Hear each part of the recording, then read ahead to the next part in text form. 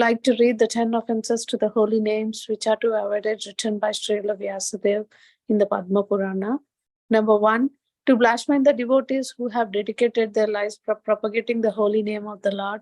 Number 2, to consider the names of demigods like Lord Shiva, Lord Brahma to be equal to or independent of the name of Lord Vishnu. 3, to disobey the orders of the spiritual master.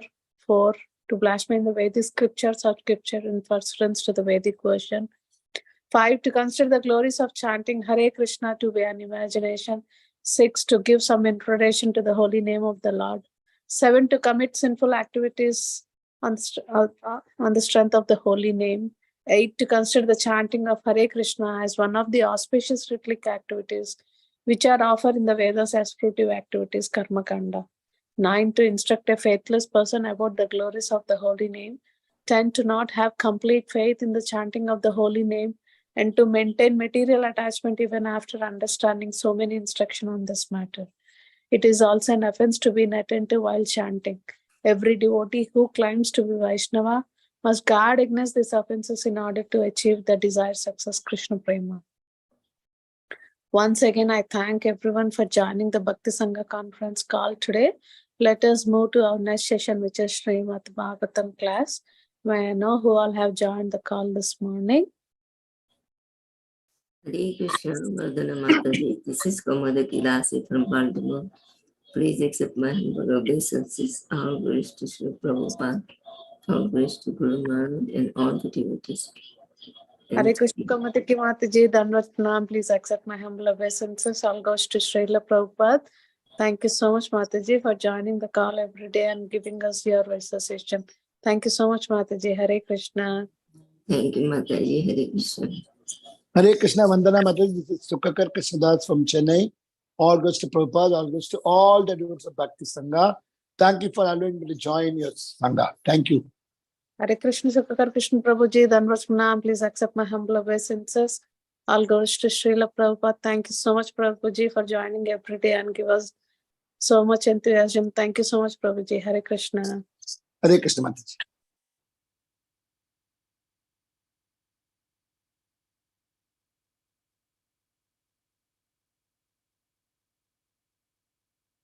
Hare Krishna, Vandana Mataji.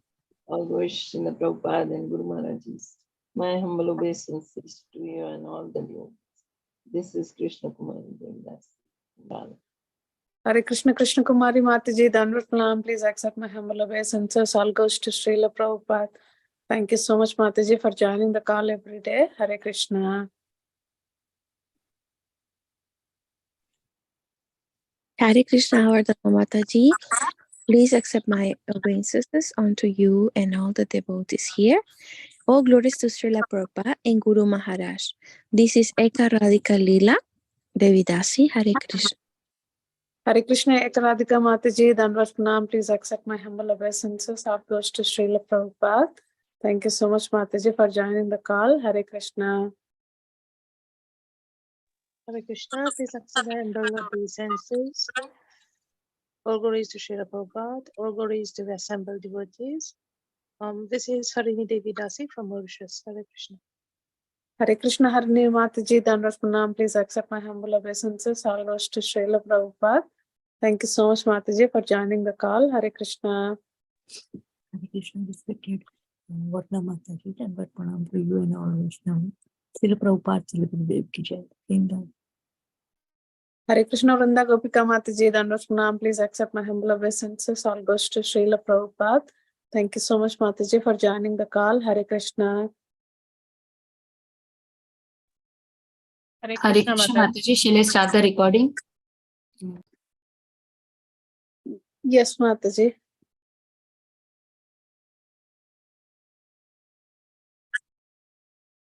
Go ahead, Mataji.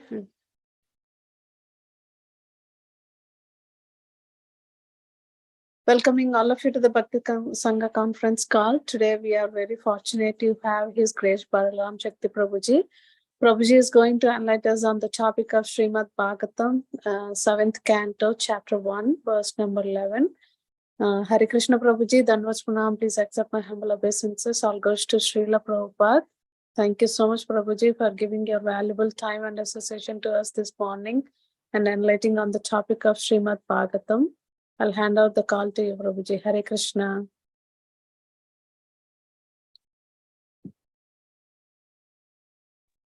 Hare Krishna, Mataji. Hare Krishna. Hare Krishna to everyone. Thank you all very much for joining today's session and giving me this opportunity to share on the theme of Srimad Bhagavatam. Let us start. Namo Vishnupadaya Krishna Preshtaya Bhutale Srimate Bhakti Vedanta Swamini Namini. Namaste Saraswati Deve Gauravani Prasarine Nirvishesha Shanyavadi Paschatya Deshatarine. Jai Shri Krishna Chaitanya Prabhu Nityananda Shri Advaita Gadadhara Shivasadi Gaura Bhakta Vrinda. Hare Krishna, Krishna Krishna, Hare Hare, Hare Rama, Rama Rama, Hare Hare. Hare Krishna. So today we'll be reading from the 7th canto, 1st chapter, 11th verse. So 7th canto has just started. This is Shukadeva Goswami speaking to Parikshit Maharaj, addressing this theme of whether the Supreme Lord is actually partial or not. We will read the verse, translation and purport and see what we can learn from today.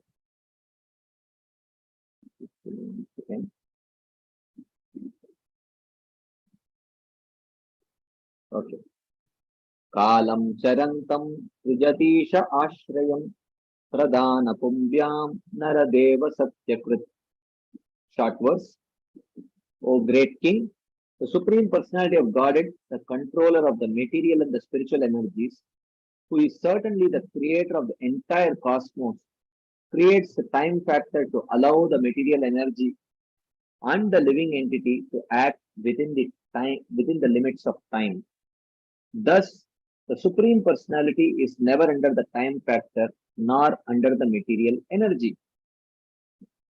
So, actually, the verse that is being spoken here by Srila Shukadeva Goswami is a series of is one verse in a very logical series of verses which Srila Shukadeva Goswami speaks to very systematically establish how the Supreme Lord is actually not partial, even though from an external point of view it may seem like that. So that's what he is discussing here. So let's read Srila Prabhupada's purport. Srila Prabhupada writes, one should not think that the Lord is dependent on the time factor. He actually creates the situation by which material nature acts and by which the conditioned soul is placed under material nature. Both the conditioned soul and the material nature act within the time factor. But the Lord is not subject to the actions and reactions of time, for time has been created by him. To be more clear, Srila Vishwanath Chakravarti Thakur says that creation, maintenance and annihilation are all under the supreme will of the Lord. In Bhagavad Gita, the Lord says, Yada yada hi dharmasya glanir bhavati bharata abhyuttanam adharmasya tadatmanam srijamyaham. Whenever and wherever there is a decline in religious practice, O descendant of Bharata, and a predominant rise of irreligion, at that time I descend myself.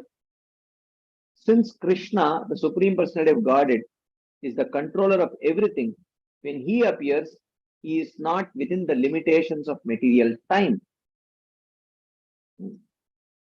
So, in this verse, the words Kalam Charantam Srijatisha Ashrayam indicate that although the Lord acts within time, whether Sattvaguna, Rajoguna or Tamoguna is predominant, one should not think that the Lord is under time's control. So, time is within his control, for he creates time to act in a certain way. he is not working under the control of time. Again, here, if you see again and again, there is a mention of the Lord creating time. And the verse itself seems to indicate that Kalam Charantam Srijati, the word Srijati is used.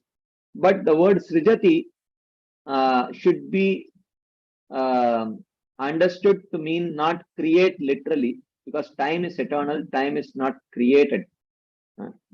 Of the 5 topics of Bhagavad Gita, Jiva, Ishvara, Prakriti, Kala, and Karma. Except for Karma, all the other 4 principles are eternal. So, Kala is eternal. So, the moment you say the Lord creates time, then it means time is not eternal. Right? But when here the word Srijati should mean manifesting time, which is actually eternal. So, like that. Anyways, so he says the creation of the material world,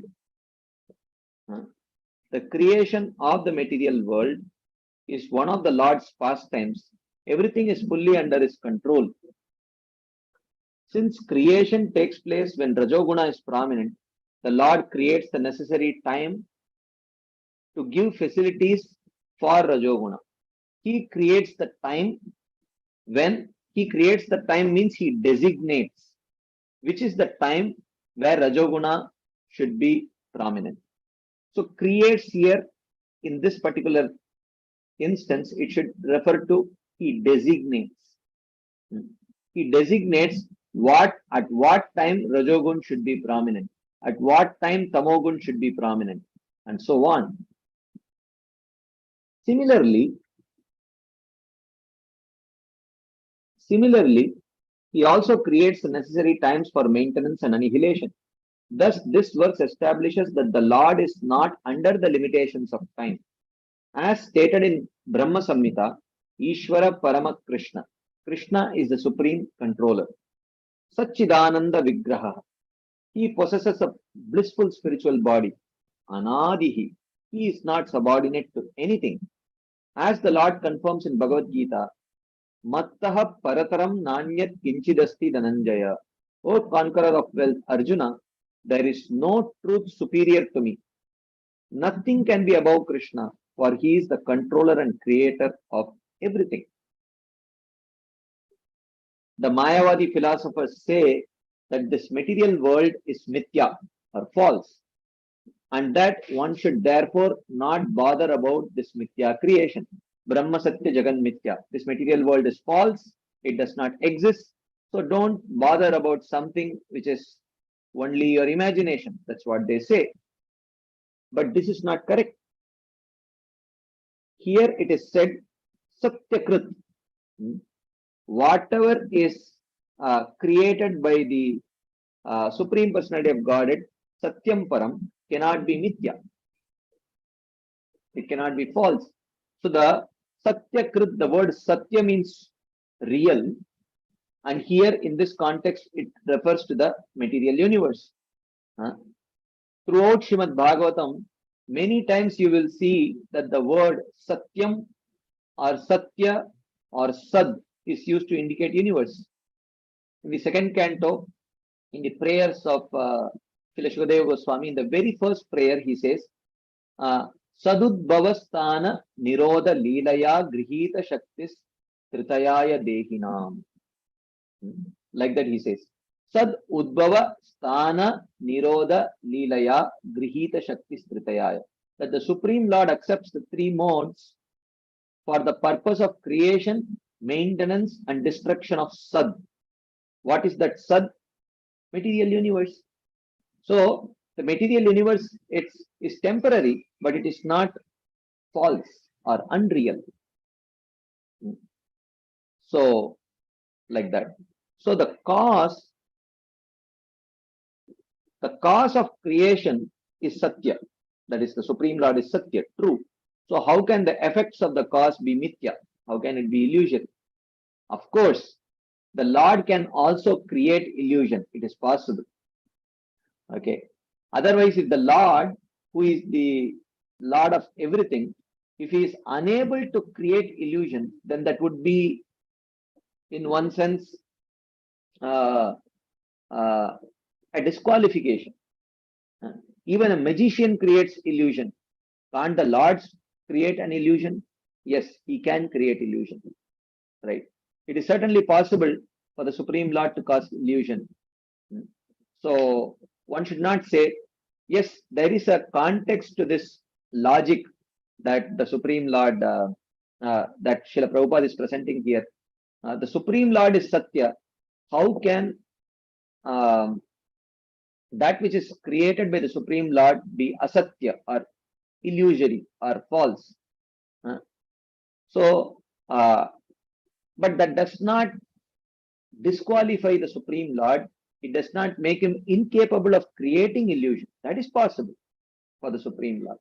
But here the logic is the Lord is real. So what he is created, that is also real.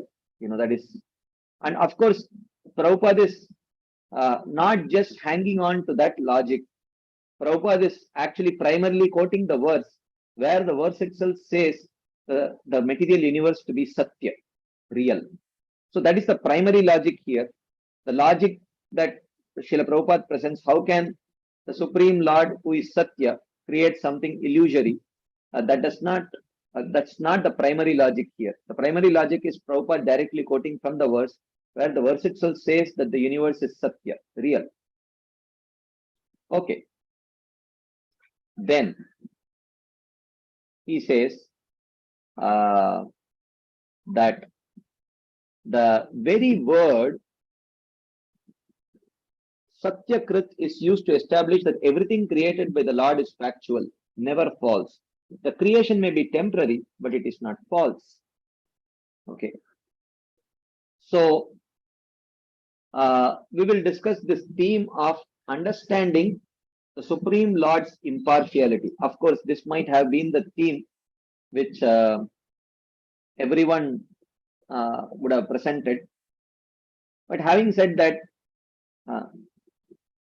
if we go to 4 different devotees' house, and let's say in all those 4 places they feed you khichdi,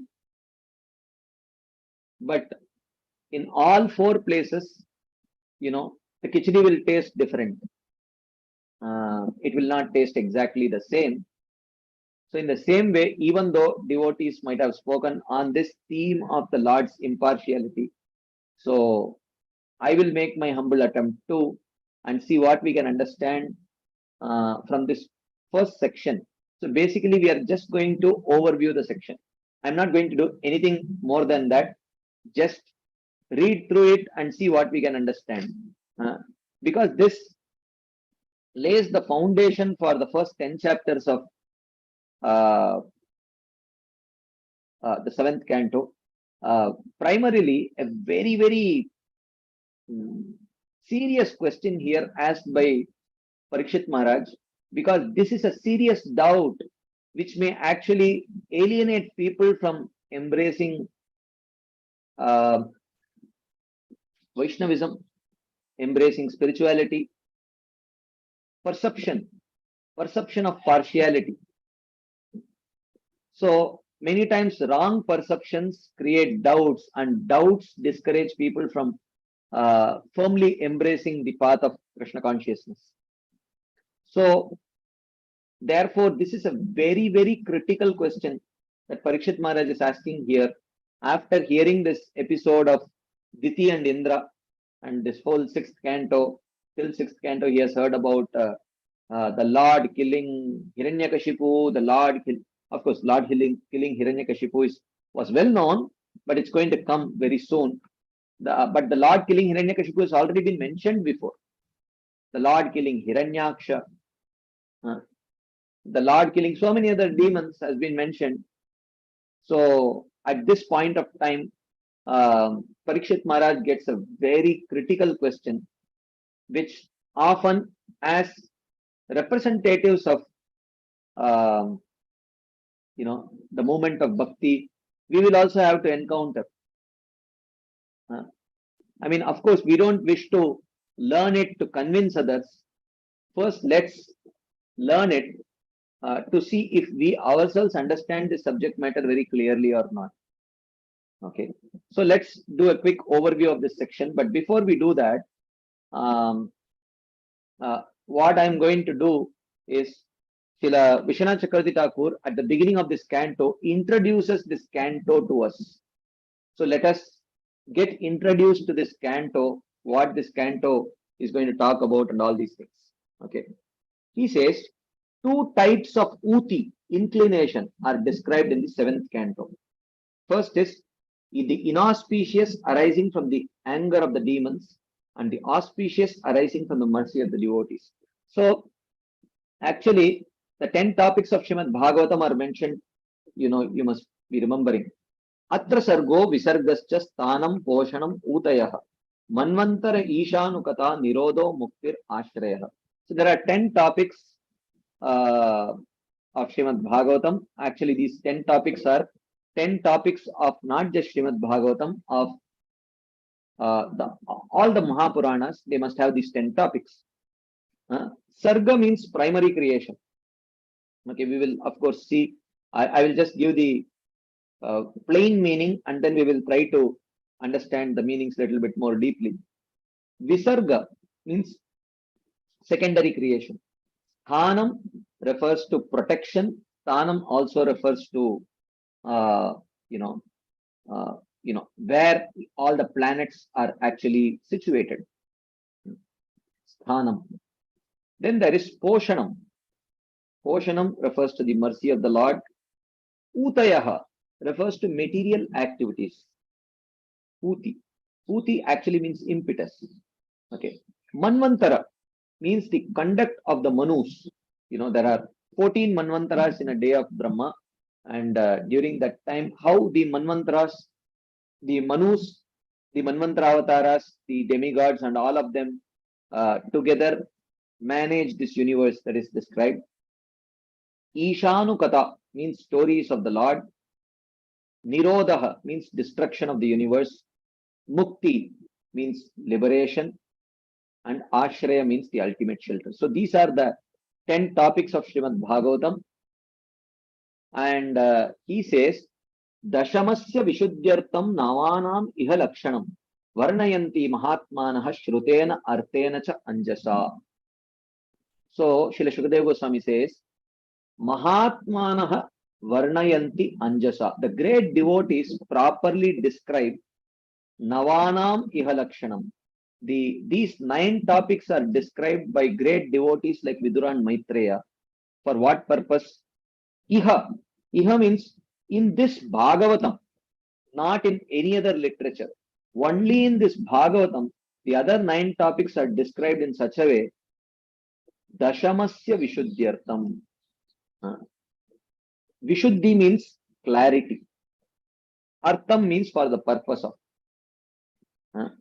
For the purpose of imparting clarity about the 10th topic. For that purpose, the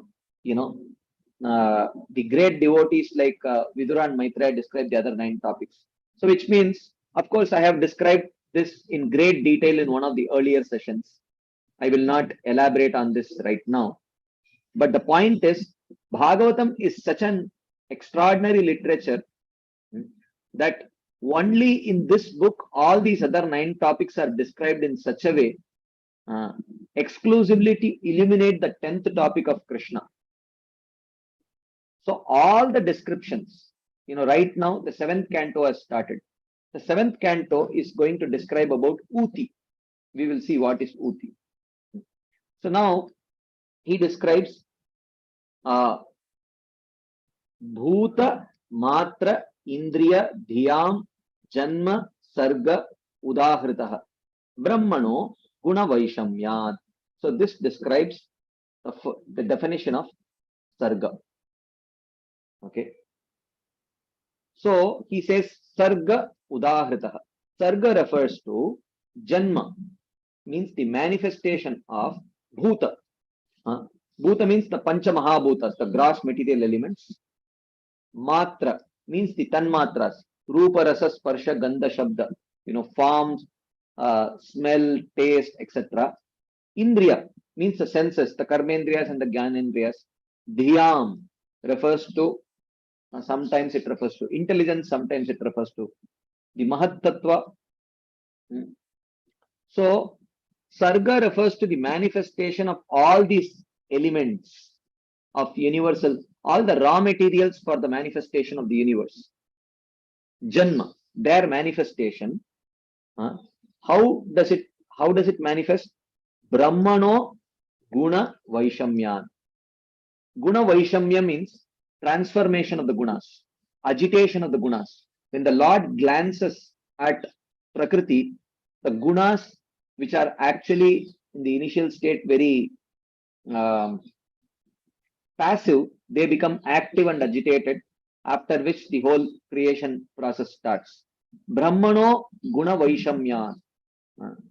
So caused by the Lord, caused when the Lord transforms the gunas, after that all these manifestation, how Pradhan manifests into Mahat Tattva, Mahat Tattva, transforms, a part of Mahat Tattva transforms into Ahankar or false ego, and from the Ahankar manifests the 5 elements, the 5 Tanmatras, the 5 Gyanendriyas, the 5 Karmendriyas, intelligence, mind, all of this is manifested from the Ahankar. Brahmano Guna Vaishamya, when the Lord glances at Prakriti and agitates it through the time factor. When the Lord glances at Prakriti, the glance has 2 elements. Jiva, along with his karma and swabhava, and kala, time. Kalad gunavyatikaraha, karmano, kalad gunavyatikaraha, parinama swabhavatah, karmano janma mahatah purushadishtitadabhut. Like that it is mentioned in the 2nd canto. How time agitates the 3 gunas. Guna vaishamyan, guna vyatikara. Elsewhere in the 3rd canto it is mentioned, talking about the nature of time, it is mentioned guna vyatikara karo kalo. Like that it is mentioned. The nature of one of the characteristics of time is to agitate the 3 gunas who are passive. Okay. So when the 3 gunas are agitated, then when they transform into manifesting all these elements which act as raw materials for creation, that is called as Sarga. Visarga Paurusha Smritaha. So Visarga refers to creation of the bodies for the jivas, which is carried out by Brahma and the Prajapati, secondary creation. Okay. Stitir Vaikunta Vijayaha. Sthiti or Sthanam, this is the 3rd topic, refers to the Lord protecting his devotee, or the Lord's generic protection of all the living entities by awarding a place for them to stay. Vaikunta Vijayaha. Vaikunta Vijayaha. So this shows the excellence of the Lord, where the Lord has a place allotted to every living entity even before the living entity receives his body. That is Sthanam, the 14 planetary systems. Okay. Poshanam, Tad Anugraha. Poshanam means the Lord's mercy. Manvantarani Saddharma. Manvantara refers to the conduct of the kings ruling the Manvantara periods. How they ruled, how they instituted,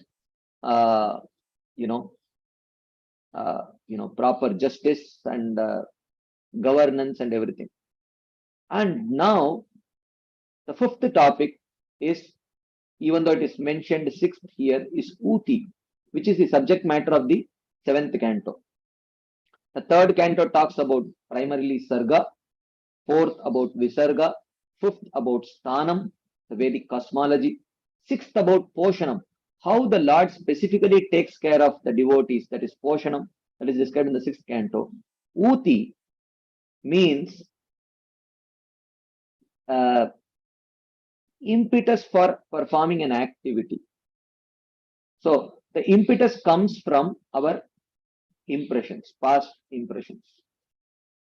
As soon as we look at a rasgulla our mouth starts salivating and we wish to go and pick it up and pop it in our mouth. Why? Because there is a past experience of eating, enjoying, and relishing it. So therefore, he defines uti, utaya karma vasana. Uti refers to the impressions created by the jiva's actions, which lead them to future births. This is the very technically sound definition of uti. Uti refers to the karma vasana, the impressions created by the jiva's past actions, which lead them to future births. Okay, like that.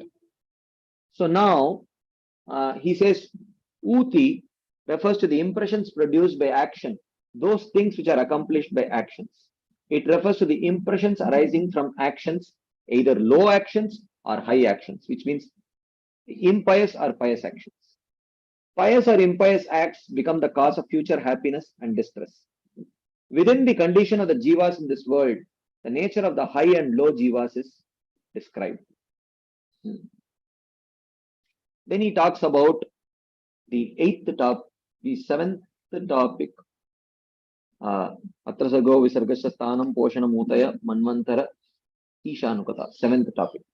Avataranu charitam harescha asya anuvartinam pumsam ishakata prokta nana akyana upabrimhitaha. Ishakata refers to the description of the Lord's avatars and their devotees filled with various stories. Stories of the Supreme Lord and his devotees filled with a lot of short stories. This is especially, the ninth canto, you will see a lot of short stories there. And Nirodho asya anushayanam atmanah sahashaktibihi muktir hitva anyata rupam swarupena vyavastitihi. Okay, I'm not going to elaborate on these things because I have something else in mind. So he says, Nirodha atmanah anushayanam. Nirodha refers to the merging of the jiva, saha shaktibihi, along with his material identity, into the Lord at the time of final devastation of the universe. When Nirodha means when the gross body, subtle body, everything is taken away from the jiva and it's merged into the body of the living entity, and the jiva also separately merges into the body, into the body of Mahavishnu. This is Nirodha. Of course, there are many different types of Nirodha. The dissolution at the time of the annihilation at the time of Brahma's end of the day, annihilation at the time of Brahma's end of life. Death is a kind of annihilation, like that. Muktir hitva anyata rupam swarupena vyavastiti. Mukti refers to the jiva's attainment of his pure form as Atma or as an associate of the Lord. So this refers to Sayujya Mukti for a person practicing Jnana and he becomes an associate of the Lord. This refers to for the devotee when he achieves perfection of his bhakti and reaches prema. Hitva anyata rupam, after giving up the material bodies, attaining perfection, that is mukti. And then he says, Abhasascha nirodascha yatosti adhyavasiyate sa ashraya param brahma paramatmeti shabdyate. So then he talks about the 10th topic, the ashraya, Bhagavan, yato asti adhyavasiyate, from whom arise abhasascha nirodascha, starting from sarga to nirodha. The other 9 topics are there only so that through these 9 topics, the 10th topic can be illuminated. The purpose for which the other 9 topics are there in all these literatures is Ashraya. He is the one who gives shelter to all these other 9 topics. So, Param Brahma, Paramatma iti Shabdyate, and this Ashraya Bhagavan is also called as Paramatma and Brahman, by those people who understand the absolute truth in an incomplete way. They actually see or address the Supreme Lord or understand the absolute truth as either Paramatma or Brahman, like that. So we saw that here he says two types of, so seventh canto talks about the fifth topic, which is Uti, Utaya Karma Vasana, the past impressions which impel one to perform current activities. Okay, so he says inauspicious impressions, arising from anger of the demons, and auspicious arising from the mercy of the devotees. So here he says, as we saw that Shilvashana Chagdakur introduces the canto to us, this canto also glorifies devotees of three types: Shuddha Bhaktas, Karma Mishra Bhaktas and Jnana Mishra Bhaktas, and Bhakti Mishra Karmis and Bhakti Mishra Jnanis. So Shuddha Bhakti is described in the first 10 chapters of the seventh canto through the episode of Prahlad Maharaj. Okay, and the mixed devotional service and Karma Jnana Yoga, etc., is described in the last 5 chapters in the discussion between Narada Muni and Yudhishthir Maharaj about Varnashrama. Okay, which is practiced by mixed devotees. The inclinations of Hiranyakashipu, which were inauspicious, were inborn. The Uti, the Asuric Uti, the Asuric impetus that was seen in Hiranyakashipu were inborn, and the cause was the ancient anger of the Kumaras. Of course, the cause was also the desire of Jaya and Vijaya to assist with the Supreme Lord, in his pastimes of chivalry, Virya Rasa. So he says, the inclination for pure bhakti of Prahlad, his son, which was very auspicious, arose from accepting the mercy from Narada's feet. So while he was within the womb of his mother, hearing Narada Muni's narration became the impetus for him to practice bhakti. That bhakti which appears within the devotees gave rise to the Lord's mercy upon him and protected him from the king. The creeper of bhakti, growing in a great field composed of humility, respect, and other qualities, is nourished by the devotee by watering it through hearing and chanting. Shravana Kirtana Jale Karaye Shechan. So through Shravan Kirtan, which happened, to Prahlad Maharaj, even while he was within the womb of his mother, it created these favorable impressions of practicing bhakti. So the topic of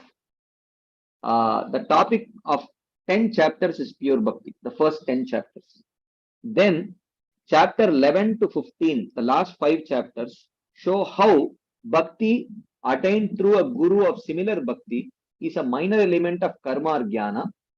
So if bhakti becomes a minor element of karma or jnana, it becomes karma yoga or jnana yoga, or a major element which is a mixture of karma and jnana. In this case, it becomes karma mishra bhakti or jnana mishra bhakti, in order to attain one's respective goals. So these different practitioners have different goals, and that bhakti element in that practice becomes the cause of their attaining that goal. This is described in the last 5 chapters. Okay. Anyways, I don't wish to go through the whole thing. Now let's directly go to, I took some extra time in this introduction. So let me see. I will try to at least rush through and at least focus on the main part. So Parikshit Maharaj has just now heard about the description in the 6th canto, which he feels that can be misunderstood by people. People may misunderstand the nature of the Supreme Personality of Godhead. So in order to clear the way, and when doubts are sown, and if doubts are not addressed, they actually weaken the faith. Ashraddadana Purushadram Dharmasyasya Parantapa aprapyamam nivartante mrityu samsara vartmani, as Krishna says in the ninth chapter of Bhagavad Gita, that one who lacks faith in this path of bhakti or any path for that matter, actually he will not attain success. Ajñascha ashraddhadanascha samshayatma vinashyati. Nayam lokos tinaparo nasukam samshayatmana. Elsewhere in the 4th chapter, Krishna says that lack of faith is a serious problem. It will not lead to attainment of success. So therefore, doubts have to be settled as soon as it arises. It should be nipped in the bud. Okay. So here he says, Parikshit Maharaj as Samaha Samapriyassu Hridbrahman Bhutanam Bhagavan Swayam Indriyarte Katam Daityan Avadid Vishamo Yata. So he says, O Brahmana, O Shukadev Goswami, Katam Bhagavan Swayam, how could the Supreme Lord, Bhutanam Smrit, who is considered to be the best friend of all living entities, he's supposed to be the best friend of all the living entities, Samam, we hear that he is very equal to everyone. Priyaha, he is very affectionate to everyone. So how could that same Supreme Lord, who is supposed to be the best friend of all, equal to all, affectionate to all, Avadi Daityan, kill only the demons? Indrasya Arte, always for supporting Indra. Vishamo Yata, as if partial. He is not asking, why is the Supreme Lord partial? Okay, that means concluding. Parikshit Maharaj is asking, why is something like partiality perceived in the Supreme Lord? Which means he is seeking clarification. Is it partiality? It seems like partiality. If the Lord is equal to all, why is it seen that he is always killing the demons and always favoring the demigods? Is he partial? This is the question. So, what led to Parikshit Maharaj asking this question? He says, in the previous canto, it was said that Diti, whose 2 sons had been killed by Vishnu after he was instigated by Indra, burned with anger, inflamed by lamentation. We saw Diti became completely disturbed. She wanted to kill Indra. Parikshit, as if not tolerating partiality of Vishnu. It's not that Parikshit Maharaj is not tolerating partiality of Vishnu, but Parikshit Maharaj cannot tolerate others perceiving Lord Vishnu to be partial. That is the real meaning. He cannot tolerate others, improperly perceiving this Lord Vishnu to be partial towards Indra. Okay, but actually understanding the truth, desired to relish the nectar of the conclusion from the mouth of Shukadev, even though he knew that the Lord was not partial, the Lord was always just, but still he wanted to hear from the mouth of Shukadev Goswami, because when the same subject matter is presented by a more realized soul, the depth and the strength of that realization hits the person really hard and it sinks very deep. So he wanted to hear a very systematic, deep, realized explanation of how is it that the Lord seems to be always favoring the demigods and he is acting against the demons. Therefore, he asked this question in 3 verses. If the Lord is equal, how can he show partiality? If he is affectionate to all beings, why is the Lord not affectionate to the demons? If he is the friend of all beings, why is he not friendly to the demons? This is all perceived. You have to explain it. Nahyasyaartasuraganaihi sakshad nishreyasatmanah naivasurebhyo vidvesho nodvegaschagunasyahi. So in the next verse he says, I can't see any reasonable reason for this kind of an action by the Supreme Lord. So he says that uh, uh, that Sakshad Nishreyasa Atmana. The Lord is Atmaram. He is Sachidananda Vigraha. He has a form of pure bliss, which means Nahi Asya Artaha Suraganaihi, which means he has nothing to gain from the demigods. So, which means by siding with the demigods, he does not gain anything because he's Atmaram. He's already self-satisfied. And Agunasya, being without any material modes, na eva vidveshaha. He has no hatred, na udvegaha, and no fear, asurebhyo, of the demons. Okay. Fear comes from mode of ignorance, and hatred. Fear, hatred, these come from mode of passion and ignorance, but the Lord is aguna. He is beyond the three modes. So therefore, because he is Atmaram, he does not gain anything from the Devatas. Therefore, there seems to be no tangible reason for him to side with the Devatas. And he is Aguna, beyond the three modes. So therefore, where is the question of the Supreme Lord being afraid of or having hatred towards the demons? This is not possible. Okay. So, then he says, Itinassu Mahabhaga Narayana Gunan Prati Samshayassu Mahan Jataha Tadbhavam Chetumarhati. Oh, greatly fortunate, said Shukadeva Goswami, Bhavan Chetum Arhati. Definitely, you should cut down Naha Sumahan Samshaya, this great doubt of mine. Jataha Narayana Gunan Prati, which has arisen regarding the favoritism and ill will of Narayana. I really want this to be clarified. Please clear this doubt of mine. So Shukadeva Goswami starts answering this question. First, he appreciates Parikshit Maharaj for asking such a question. He says, Sadhu Prishtam Maharaja Hares Charitam Adbhutam Yad Bhagavata Mahatmyam Bhagavad Bhakti Vardhanam Giyate Paramam Punyam Rishibir Naradadibihi Natva Krishnaya Munaye Kata Yishye Hare Katam. So he says, O Maharaja, O King Parikshit, Sadhu Prishtam, you have asked a very appropriate question.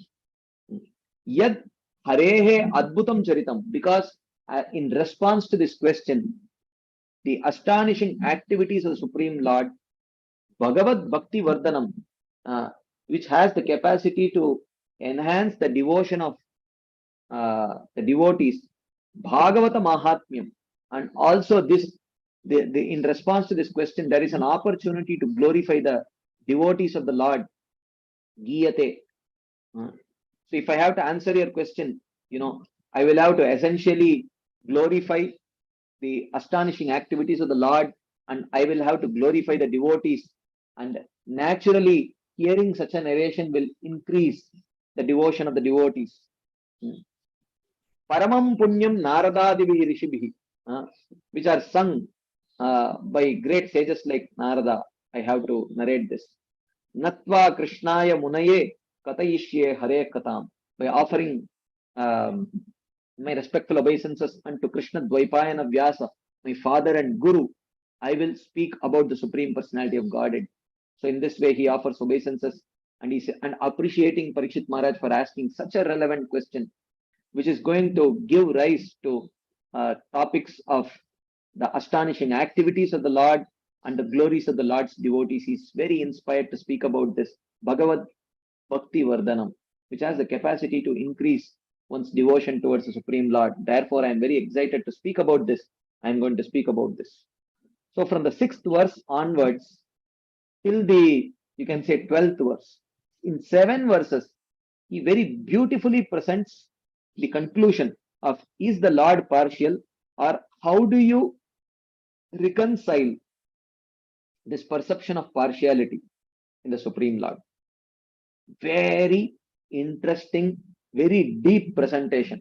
So please, for the next half an hour or so, please be little attentive, and let's try to quickly cover this.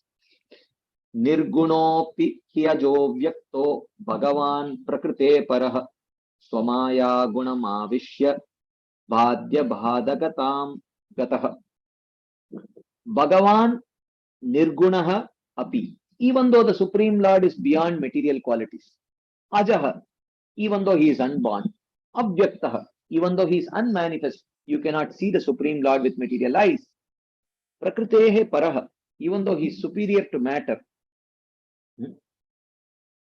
But still, Swamaya gunam avishya.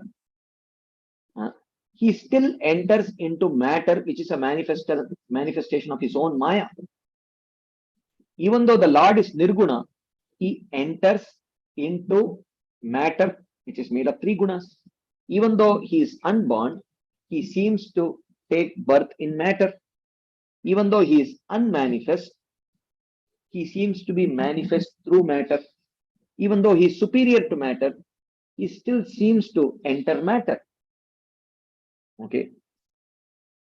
Badhya badagatam gataha. And he appears to be the cause of subordination or prominence of a guna.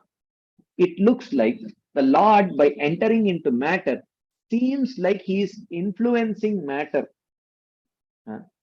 and making some matter shine and some matter get subdued, some guna to become prominent, some guna to be subdued. It looks like he is personally doing it.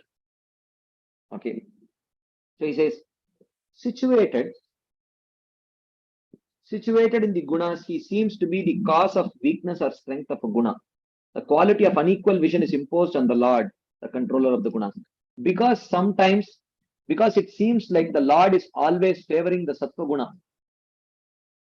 Therefore, there seems to be some partiality. Does the Lord like sattva more than rajas or tamas? Even though all three are material gunas, why is it that the Lord seems to be favoring the sattva guna always? Now, this perception. Okay. So he says that the Lord, even though without material qualities, unborn, unmanifest, superior to matter, still he enters into matter, and it appears that he becomes the cause of subordination of a particular guna or prominence of a particular guna. It looks like that. Okay. Then he continues. Sattvam rajastamaiti prakriter natmano gunaha natesham yugapad rajan rasa ullasa evava. So he says, Sattvam rajaha tamaha. Sattva rajas tamas. Prakritehe gunaha. They belong to Prakriti. Na atmano. It does not belong to the Supreme Lord. The three gunas belong to Prakriti and not the Supreme Lord. But you may say, oh, but Prakriti belongs to the Supreme Lord only, right? Yes. But it does not belong to his Swarupa. It is his Bahiranga Shakti, not his Swarupa Shakti. O Rajan, O King, Natesham Rasa Ullasa Evava. And they do not increase or decrease Yugapat simultaneously. Krishna says in Bhagavad Gita, Rajasattvam Tamaschaiva Tamasattvam Rajastata. You know, there is always a competition between the three modes. Sometimes Sattva is prominent, Rajas and Tamas are subdued. Sometimes Rajas is prominent, Sattva and Tamas are subdued, and so on. So, not all the three gunas do not rise, increase, or decrease at the same time. Okay. So, there is always a particular guna is more prominent than the other gunas. Okay, and these gunas belong to the Supreme Lord, belong to the Prakriti and not the Supreme Lord. He says, in his Swarupa, the Lord is at all times equal. Because the material energy is not his Swarupa Shakti. Okay, in his Swarupa, the Lord is at all times equal. The gunas belong to Prakriti and do not influence the Lord. Because anything that belongs to the Swarupa Shakti, it can influence the Supreme Lord. Anything that is belonging to the Bahiranga Shakti, it does not. Anything that is not Swarupa Shakti cannot influence the Supreme Lord. Okay. This means that even though Prakriti is a Shakti, it does not arise from his Swarupa. So therefore, the Lord is not the direct cause of the three modes. He is the cause of the three modes through his external energy, Bahiranga Shakti. And because it is external, it does not affect his internal self, his Swarupa is not affected by the three modes. Okay. So then he says, Jayakale tu sattvasya devarshin rajaso suran tamaso yaksha rakshamsi tatkalanuguno bhajat. Sattvasya tu Jayakale. Whenever Sattva becomes prominent, Deva Rishin. The Lord favors the Devatas and Sages. Whenever Sattva becomes prominent, what is that verse? In the 17th chapter, Yajante Satvika Devan Yaksharaksham Sirajasan Pretan Bhutaganan Chanye Yajante Tamasajana, as in the 17th chapter, Krishna says, those in Sattva seems to be attracted to the Devatas and they worship them. Those in Rajoguna, Yaksharaksham, the Rakshasas, Yakshas, etc.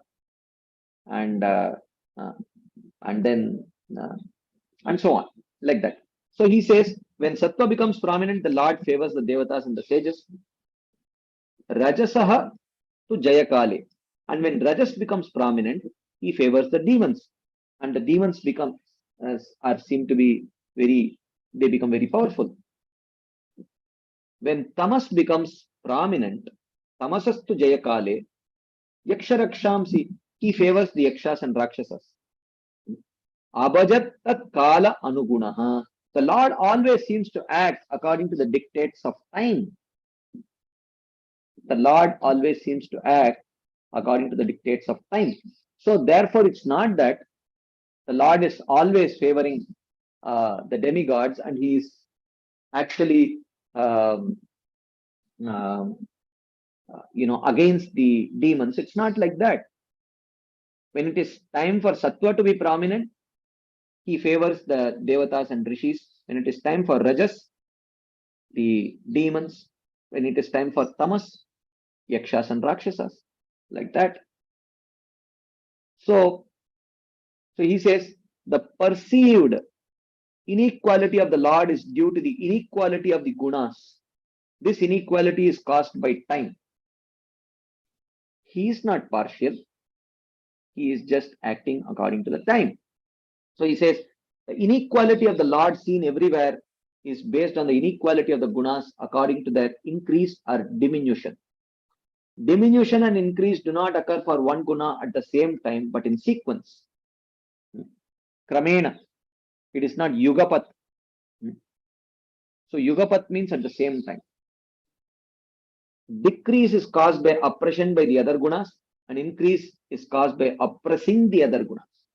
So when it is time for Sattva, Sattva oppresses Rajas and Tamas. But when the day progresses, Sattva gets oppressed by Rajas. Like that. Okay. By decrease or increase of the gunas, one can infer the decrease or increase of Devatas, demons, or Rakshasas. So he says, where is the question of partiality? When it is time for Sattva, the Lord favors Devatas. When it is time for Rajas, demons, and so on.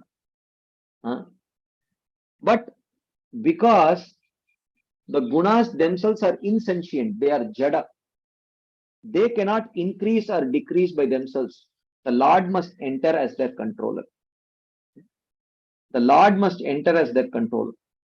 Because the modes in themselves are not, they are insentient. So when Sattva becomes prominent, he favors the Devatas and sages. As much as Sattva becomes prominent, the body suitable for Sattva become prominent, which means there will be the Devatas, the number of Devatas may increase and the power of the Devatas may increase like that, or even the Brahmanas like that. So entering into their bodies the Lord increases their strength and restricts the demons and Rakshasas. So as Paramatma, Sarvasya chaham hridi sannivishto mattasmriti jnanam apohanam cha. As the Supreme Lord, he is present in everyone's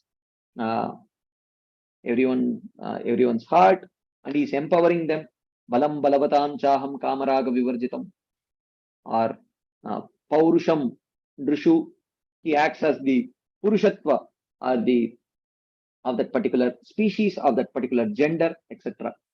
Right? And when Rajas becomes prominent, he favors the demons. When Tamas becomes prominent, he favors the Yakshas and Rakshasas. He acts in accordance with time. Kala, kalanuguno, kala anuguno, following the time. So the cause of increase of a guna is time, not the Lord himself. So the Lord is not partial. The cause is time. When it is time for a particular guna to become prominent, that guna becomes prominent. When that guna becomes prominent, automatically the Lord as Paramatma empowers that particular species which has a predominance of that particular guna. Sattva for devatas, rajas for demons, and so on. Then he gives an example. Jyotiradir ivabhati sanghatan na vivichyate vidantyatmanam atmastam matitva kavayon tatah. So he says, Jyotihi adihi iva abhati. The Lord resides in all beings, just as fire resides in wood, water resides in a cup, and ether resides in a pot. Okay. Fire resides in wood. So the Lord resides in all beings. He resides in Devatas also. He resides in the Rakshasas also. He resides in the demons also. Just as fire resides in wood, water resides in a cup, or ether resides in a pot. Na vivichyate. But he is not perceived. Sanghatat. When one sees the material bodies. When you see the body of a Devata or a demon, you cannot see the Supreme Lord. But kavayo vidanti. But intelligent people, they know Atmanam Atmastam, that the Paramatma is situated in all the beings. Matitva, by inferring him through the effects. Antataha, after discarding all kinds of false doctrines, they understand that, oh, the Supreme Lord is there inside. So, here, this is a very important purport. Just hear it carefully. So he says, an example is given to show how, with the increase or decrease of a guna, the body suitable to that guna increase or decrease. Okay. So, like, let's say fire is sattva guna. Fire is wood is sattva guna. Fire is the devatas. When the quantity of wood increases, the fire also increases. Similarly, when sattva increases, the population of the devatas increases. So he says, fire is latent in wood, water is in a cup, and ether is in a pot. When there is more wood, there is more fire. When there is less wood, there is less fire. When there is more sattva, the devatas become more powerful, there are more devatas. When there is less wood, less fire. When there is less sattva, the devatas become weaker and there are less devatas. So he says that one does not call this inequality. Similarly, when there is more sattva encouraging to devatas, there are more forms of devatas. At that time, rajas favoring the demons decreases, because you say, all the three gunas do not increase at the same time. It is kramena, sequentially. Now, when it is time for sattva to increase, the devatas become more powerful, and there are less demons because sattva is not favoring the demons. If the demons are suppressed and the devatas are the suppressors, one can say that the Lord favors the devatas and disfavors the demons. So, at such a time, you may see that, oh, the Lord is favoring the devatas, he is not favoring the demons. But this is not all the time. After some time, when rajas increases, then one can say that the Lord favors the demons and he disfavors the devatas, because now the demons have become powerful. there historically there have been times when devatas have been powerful, and they have overpowered the demons. And historically you also see that the demons have been powerful and they have overpowered the devatas. So from the common viewpoint, this may seem like favoritism, but it is not. For when sattva becomes prominent, the Lord favors the devatas, and when sattva is not prominent, he does not favor them. Kala anugataha. So in the example, we can understand by our intelligence that fire resides in wood. Do we perceive the Lord in the bodies of the devatas, demons, and rakshasas? So even though fire resides in wood, but we do not perceive it. Similarly, even though the Lord resides in the bodies of the devatas and demons and rakshasas, do we perceive the Lord? So he says, by seeing the bodies of the devatas and others, one cannot conclude the Lord's existence. The Lord is not perceived like others. Then how do we know that he favors some person? How do you know that the Lord is favoring someone? Okay. So the skillful people know that Paramatma by inferring him through the effects. What are the effects? He says, they know at the end, after rejecting theories like Swabhavavat and Karmavad, the unfavorable theories they reject and they accept the right understanding. So he says, the Lord favoring Indra sometimes kills the demons in sight of everyone. You see, this is a very important part. Please hear this very carefully, because you never see the Lord killing the demigods. You see him killing the demons. You see him clearly favoring the demigods. You never see him favoring demons. This is a very powerful argument. Okay. We very clearly see the Lord favoring the demigods, but it is never seen, even though sometimes the demons are powerful and they defeat the demigods, but you never see the Lord favoring the demons. That is never seen. Why? So then how can you say that the Lord favors the demons? It more seems like the demons won despite the Lord favoring the demigods. It seems more like that rather than the Lord is actually favoring the demons. That is never seen. Why? So he says, this is a very important point. Please hear this carefully. The Lord favoring Indra sometimes kills the demons in sight of everyone. When Rajas and Tamas increase sometimes, the Lord favors the demons and rejects the devatas. If this were so, it would make his equality perfect. Yes, if he sometimes rejects the demons, sometimes if he rejects the devatas, then you can clearly say that, okay, he is equal. But this is not seen. How do you explain this? So therefore here he says, Jyotiradihi iva means just like elements such as fire, which have the sense objects of form, taste, smell, and touch existing within them. These are visible in objects, but because of the combination, they are not clearly visible, even though they are still present within. The Lord is visible to various degrees in this world, in the Devatas and Asuras, and he resides internally. Because of predominance of Sattva and not being covered by it, the sense object called form is perceived in the light. So the point that is being made is that the nature of Sattva is clarity, but Rajas and Tamas to various degrees covers. That is the nature of Rajas and Tamas. So the presence of the Lord is more clearly seen when he is favoring the Devatas, because when he is favoring the Devatas, it is time for Sattva Guna to be prominent. And the nature of Sattva Guna is clarity. So you can see the Supreme Lord favoring them. But the same Supreme Lord favoring the demons and the Rakshasas is not very clearly seen, because at that particular time, Rajogun is prominent and Tamogun is prominent, and the nature of Rajogun and Tamogun is to cover. So therefore, it is not very clearly seen how the Supreme Lord is actually favoring them. That is because of the nature of the modes. That's all. But you can see the Lord's presence by empowering the demons. Shabdakke Paurusham Rishu. The Lord is actually the power of everyone. So as Paramatma, he is enhancing them. So that may not seem like an explicit help because of the nature of Rajogun and Tamogun which covers. So one may not obviously see the Lord favoring the demons. That is because of the modes, that's all.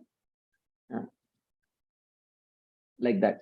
So he says, because of the prominence of Sattva in the Devatas and not being covered by Sattva, the Supreme Lord within them manifests as the form of Upendra very clearly.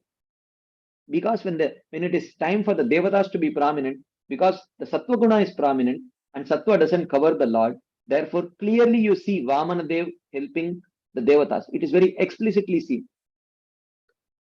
But because of the prominence of Tamas and Rajas in water and other elements and being covered by those gunas, sound, touch, smell and taste are not clearly visible in them. Similarly, because of the existence of some Sattva with Rajas and Tamas and thus the impossibility of being completely covered over, there is perception of sense object when the object comes in contact with the gross sense organ. Okay, I will not go over this example in detail because we don't have time. But the point is that he says that similarly, because the predominance of Rajas and Tamas in the demons and Rakshasas and being covered by those gunas, the Lord within them is not clearly seen as favoring them, but actually he is favoring them. So he says, if the sun is covered by clouds, the clouds is compared to mode of passion and mode of ignorance. And not by sunshine. Sunshine is compared to mode of goodness. When the sun is covered by clouds, then it is not very visible. If it is covered by clouds, if it is not covered by clouds but is covered with sunshine, it is very visible. Sun is the Supreme Lord. So he says, the Lord favoring the demons is not very explicitly seen because at that time Rajogun and Tamogun is very prominent. Similarly, if the Lord is covered by Tamas, then he is not visible. And if covered by Sattva, he is visible. Okay. Well, with lack of clear perception of Lord's partiality to the demons, how can we know it exists? Okay. When Vamanadev comes, cheats Bali Maharaj, hands over the kingdom to Indra, very clear, there is very clear visibility of partiality of the Supreme Lord. But you may say Rajogun is covering, Tamogun is covering, but there is no clear vision of the Lord favoring the demons and Rakshasas. So how can we be sure that at some times the Lord is partial to the demons? So he says, the wise people understand its existence by seeing the effects, such as the Devatas being defeated. Sometimes the Devatas are defeated. Otherwise, if the Lord is favoring the Devatas, can anyone defeat the Devatas? So from that you can understand like that. Okay, now we are almost there. Just give me a few minutes. Okay, yesterday's verse. Yada yada sasrikshu pura atmana paro rajasrijatyesha pratak swamayaya sattvam vichitra suriram surishvaraha shayasyamanastama irayatyasau. When the Lord desires to create the bodies of the jivas, he manifests rajas by his energy. When he desires to have pastimes of maintenance, he manifests sattva. When he desires to destroy, he inspires tamas. So this is further explanation of how everything is decided by time. When it is time for creation, he manifests rajogun. When it is time for destruction, tamogun. When it's time for maintenance, sattvaguna. Like that. Okay. And then today's verse. So, but still, he says, O King, the Supreme Lord, the creator of the real universe, Satyakrit, Kalam Srijati, he creates time. So, by mentioning Kalam Srijati, because till now, it seemed Kala Anugataha. So, he is the follower of time. He is controlled by time. It seemed like that. But now he says, Kalam Srijati. He creates time. Charantam, he acts as a cause. So, and this time which acts as a cause, Isha Ashrayam, this Kala Shakti is one insignificant energy of Krishna, and it acts it acts as an assistant to the Lord. So therefore, one should not say that the Lord is actually subservient to time. Okay. The Lord is not subservient to time. So he says, the previous verse mentioned that when the Lord desires to create, he manifests Rajas. This would imply that the Lord is controlled by time. The verse says, Yada yada hi dharmasya glanir bhavati bharata abhyuttanam adharmasya tadatmanam sujamyaham. Whenever there is a decrease of dharma or increase of adharma, I appear. It looks like time or circumstances is forcing the Lord, but no, it is not. So this verse rejects that idea. The Lord creates time, which acts as the cause of assisting the Lord. This is called as the nimitta karan, or the effective cause of this universe is time, since time is a form of his action.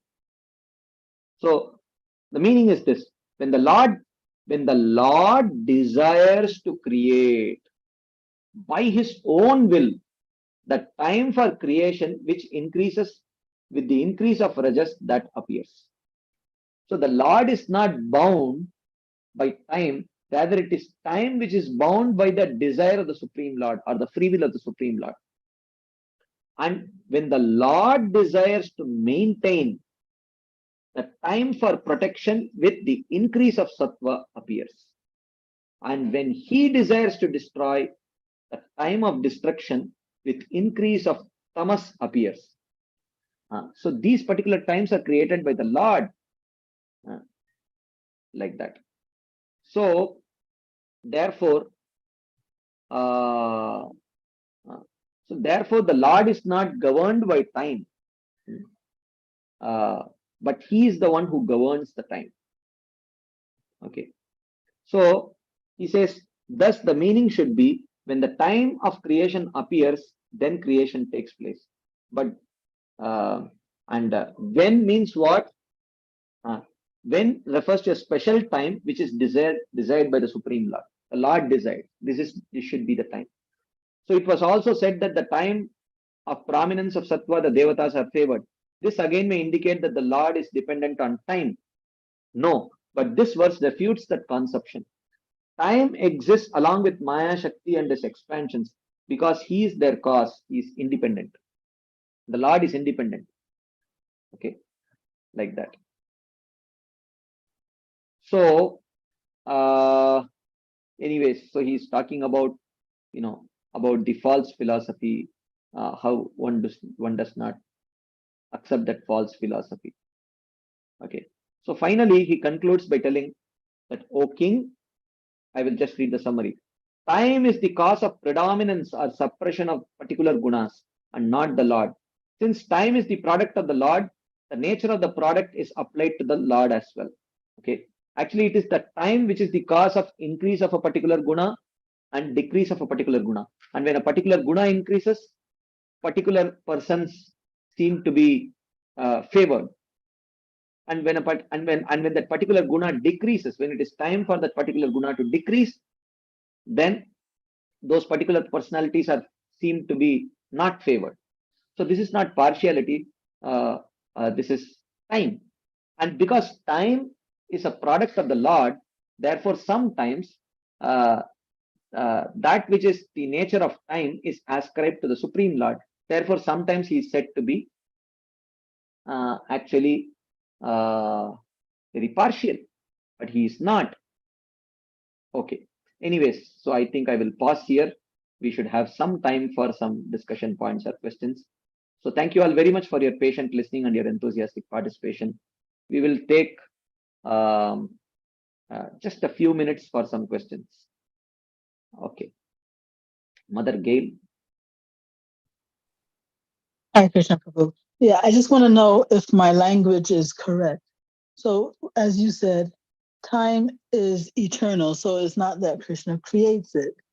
So, would it be correct to say that when it's time for sattva to be prominent, then Krishna is the one who manifests the time for sattva or something like that. Yeah. I'm not sure. Yeah. And, That is and one when understanding. That is one understanding. And when the creation starts, that's when time as an energy is let loose also by the Supreme Lord. yeah, when it's time, when he wants creation to start, that's when he determines that now is the time for Rajas to be prominent. Yeah. But it seems like the Lord is bound by time because there is perfect periodicity. There is, because when you say, when would you see the Lord is not being bound by time? When there is some whimsical action, when there is a Yeah. breakage of time. But there is Yeah. very clear-cut periodicity, which seems to indicate that the Lord is bound by time. But it is the Lord who decided this periodicity. So therefore, he is the controller of time, like that. Yeah.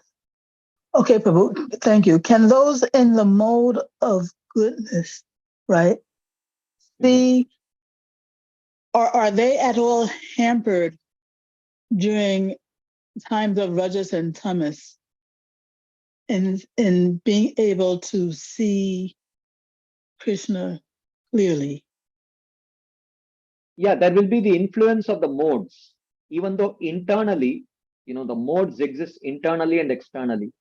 So internally, when even though they may be predominantly in mode of goodness, but externally, due to the haze created by the predominance of Rajas and Tamas, may sometimes hamper. But still, if they are strong in Sattva internally, still they'll be able to see. That's why it is mentioned that the wise people see through the symptoms. Inference. Yeah, they infer. Yeah. Oh, okay. Yeah. So, I mean, I don't know what that means to say that externally there is the presence of these clouds of Rajas and Tamas, because the modes are subtle, they're not gross. So I don't know what that would mean, Yeah, but still, like there is internal Rajas Tamas Sattva, and externally also you see during the day, the external influence is also there. Early morning, there is you can clearly see externally a predominance of Sattva. Irrespective of whatever may be one's internal mode, you can see very clearly the external influence. Similarly, at night there is a predominance of Tamas, like that. Oh, yeah. Yeah, actually that part is not so clear for me, but that's due to my Tamas. But anyway, one last thing is, okay, the Sattva is to the Devatas, as Rajas is to demons and Rakshasas, and Tamas is, who is prominent for Tamas? The Rajas is demons, asuras, and Tamas is Rakshasas and Yakshas. That's how it is mentioned here. Oh, wait a minute. Rajas, you said is demons, and who else? Or just Asuras, demons? Asuras. But asuras are demons. The same thing. Yeah, same thing. Rakshasas Okay, so, are more like man-eaters, those kind of. oh, so Rakshasas, because I thought you had said something different. But anyway, Tamas Yakshas. is Rakshasas and Yakshas. Yeah. Okay. Thank you, Babu. Hare Krishna. Jyoti Mataji.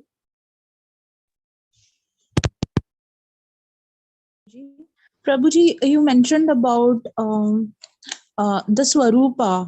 So, what form? Could you please define what is Swarupa? Is it because when we define the absolute truth, the Brahmaeti and Paramatmeti and Bhagwaneti, so in that are you relating that term Swarupa to the Bhagwaneti concept? No. When we are talking about Swarupa Shakti, it refers to his internal energy. And external energy, the Lord has three energies: internal energy through which he manifests everything that is spiritual, the spiritual world, his body, everything. And the external energy through which he manifests the material universe. And there is Tatastha Shakti, which is the Jivas. So when we are talking about internal energy, whether it is the Brahman feature or Paramatma feature or the Bhagavan feature, all of that is actually a manifestation of his Swarupa Shakti only, internal energy. And Prabhuji, you mentioned about the faith. So the faith is actually when we practice, the faith is not flickering. It is flickering, or it has to grow in bhakti, right? So when you define the faith on the path of bhakti, then the time is also influencing the faith. So could you please define, give example on this, how the faith is related to the time when we practice? Well, time influences the modes, and modes influence our conditioning.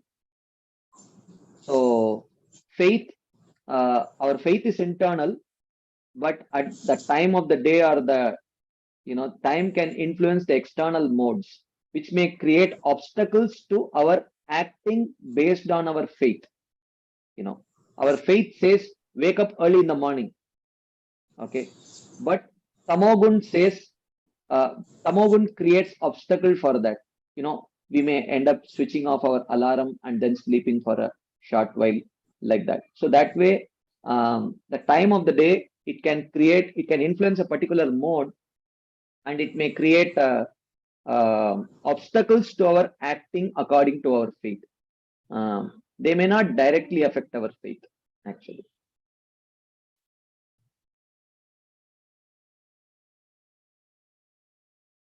Okay. Lalitangi Radha Mataji.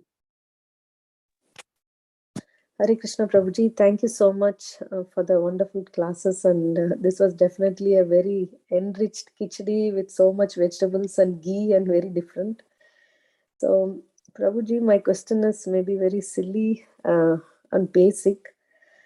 Why should the Lord be expected to be impartial to asuras also? Because as we see, the asuras are not, the term defines that they don't follow the order of Vishnu, and they cause disruptions in the religious principles, that dharmasya glani, that is against the Lord. So on what premise is it okay to, I'm just thinking, how is it that we can say that he should be impartial also? He is not expected to be impartial.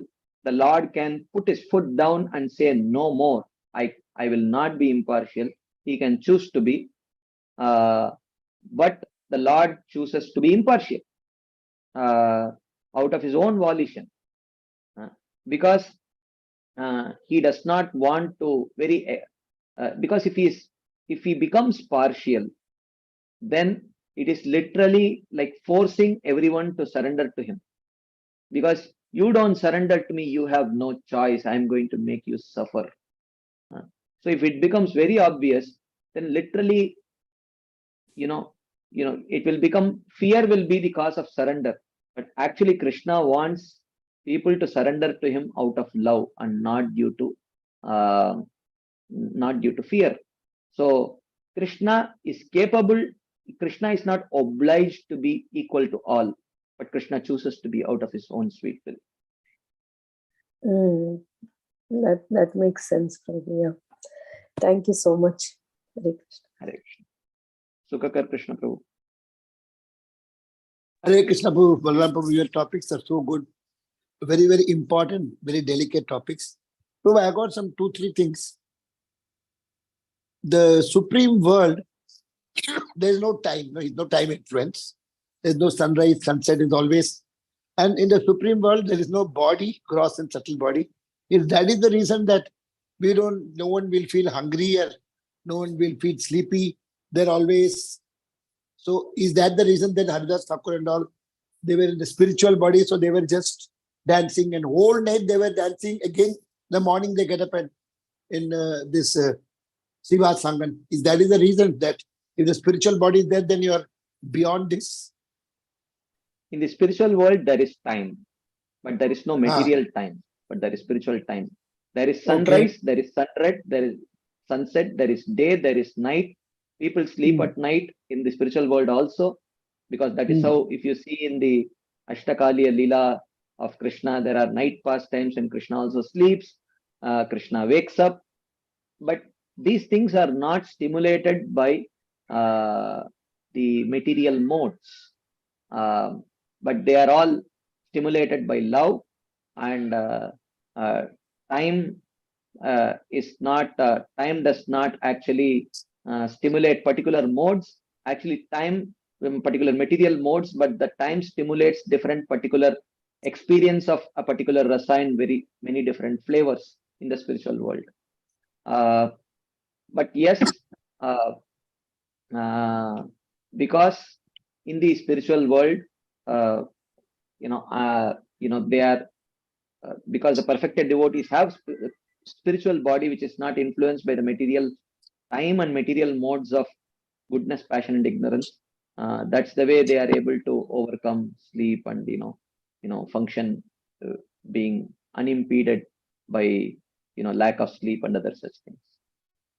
But here we are feeling sleepy because the digestion time, we're eating, all those things are making us lethargic and to wake up.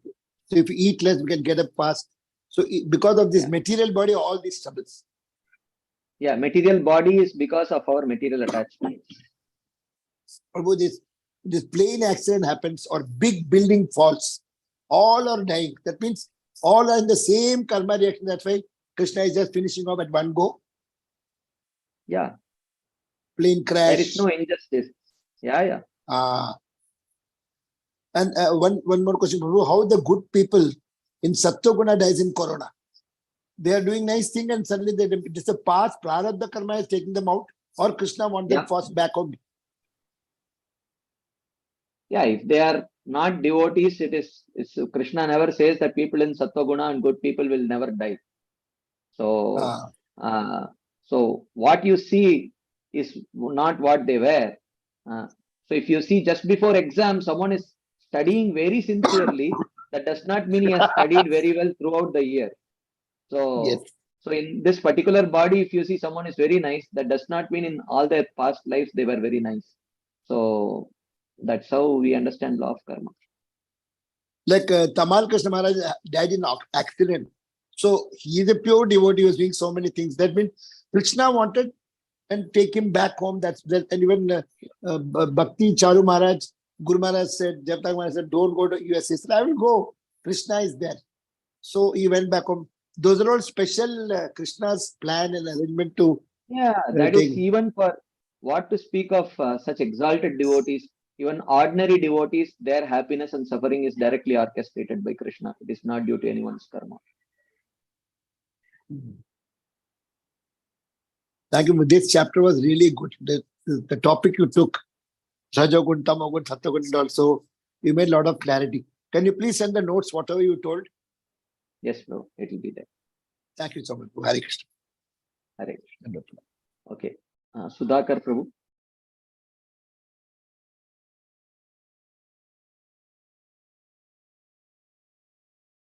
Sudhakar Prabhu, you will have to unmute yourself and speak. Hare Krishna Prabhuji. Yes, Prabhu. It was a very nice class explaining about the gunas and its relation to the time.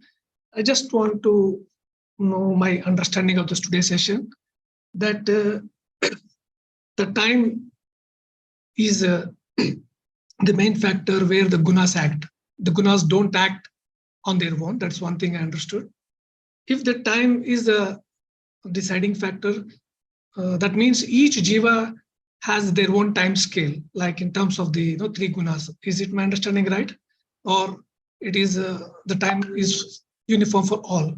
For example, like the time for the devatas, it is the sattvagun time, and for Rakshasas, there is a Sattva time, but in a different time, different, what do you call, lag time. Is it this, my understanding there are right? different types of cycles, right? There is Yes. daily cycle, then there is monthly cycle, there are yearly cycles. You have every day, morning, evening, morning, afternoon, evening, night. That is one cycle. Then there is Sunday, Monday, Tuesday to Saturday. There is another cycle. Then there is January, February, March, April. That is another cycle. So, and then there is first year, second year, like that. So there are different types of cycles, and in different cycles also there are. It's not, there are the influence of time and modes is like kind of dependent on all these different cycles. It's not just one. So yeah, at some times the sattva guna over a long period of time is supposed to be more prominent, during which the devatas become more powerful. So is this time scale fixed by the God for each and every jiva?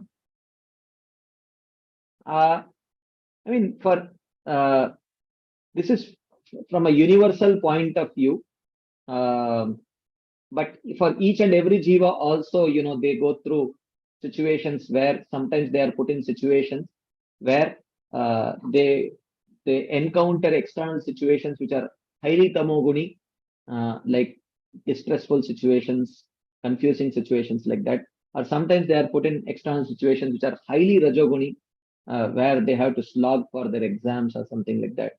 And sometimes they are put in situations which are highly sattva-guni also. So based on their karma also, for individual jivas, when there will be an external situation which is predominantly sattvic, rajasic or tamasic, is also decided based on karma. So indirectly the Supreme Lord, directly the Supreme Lord does not decide. Through the agency of karma, it is decided. Okay, because yesterday his class was, I was learning that the type of the bodies depends upon also the gunas. So yeah, I a little bit I'm not clear when I read like that. So when we say type of the bodies, means the human body or the general bodies you're talking about? Any body, animal body, plant body, based on one's karma, predominantly one may get, let's say, a tree body is said to be tamoguni body. But even though the body is tamoguni, in the early morning, it is conducive for sattva. So it is a living entity in a severely tamoguni body, experiencing an external surge of sattva. So it all plays together actually. Whereas human bodies are predominantly in mode of passion. So even they can experience sattva early in the morning, rajas during the day, like that. So as a devotee, just as a small question, that means we cannot change the time pattern of the gunas action, like when all the three gunas will act, we cannot decide. Or do you think that as a devotee, if we pray to the God, this can change? We can change for strength to resist the influence of the lower modes. We cannot change that, we cannot change the nature of, the modes itself, or the time when they would act. But we can pray for strength to overcome the influence of the lower modes. That we can do. Okay. Thank you, Prabhuji. Hare Krishna. Okay, one last question. I don't think I have time to take the questions in the chat box. So Prahladanand Prabhu will take one verbal question, and I think we'll have to pause. Thank you very much, Prabhuji. Can you hear me, Prabhuji? Yes, Prabhu. My question was regarding the spiritual time and the material time. I was just a little bit inquisitive about it because Brahma Samhita mentions Nimesarjaka Vritti Atrapina Samaya. So what's the difference between these two times defined as, that's what I was wondering, if you can help me. So the nature of material time is described in Bhagavatam. There are some, it is described as Guna Vyatikarakaro Kalo. One of the natures of time is it agitates the three gunas, because when the three gunas get into action, then various things manifest because of that. But there is no three gunas in the spiritual world. So the Mhm. spiritual time. Okay. And second thing is it instills fear. That is another symptom of material time, because it steals away things. Ayur harati vaipumsam. Right. Like that. So, but in the spiritual world, it does not steal anything. Even though sometimes for pastime purposes, for the purpose of experiencing the feeling of separation, time may sometimes give that perception in the spiritual world, just to assist the pastimes of Krishna and to help the devotees bring out their feelings of love towards Krishna. For that purpose, the spiritual time is existing in the spiritual world. Right. Okay, that's clear, Prabhuji. Thank you very much. Hare Krishna. Thank you. Okay, I think we will have to pause here, because even though there are many questions, I think we have limited time. So much about time. So we have limited also time also. So is that okay, Mataji? Yes, Prabhuji. Thank you so much for wonderful class, Prabhu. We are very grateful to you, and we look forward for your association, Prabhu, again and again. Thank you so much for wonderful class, Prabhu. Let us pay obeisances to Prabhuji and all the Vaishnavas. We will end the call here. Anchakalpatarupyascha kripa sindhuvyarcha patitanam pavanebhyo vaishnavebhyo namo namah. Grantra Srimad Bhagavatam ki jai, Srila Prabhupada ki jai, His Grace Balaram Shakti Prabhuji ki jai. Thank you so much, Prabhuji. Hare Krishna.